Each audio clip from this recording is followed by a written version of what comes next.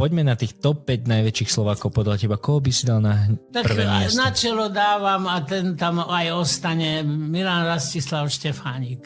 Prečo? To je osobnosť, ktorá pre Slovensko znamenala toľko ako...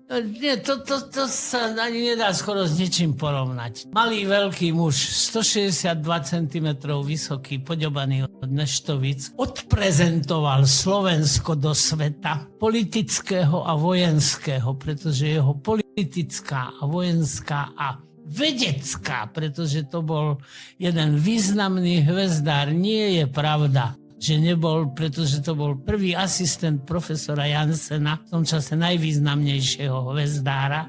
A to laboratórium hvezdárske a hvezdáreň v Tichomorí, to bolo dielo Milana Rastislava Štefánika. Za krátky život, ktorý prežil okolo 40 rokov, toho stihol strašne veľa.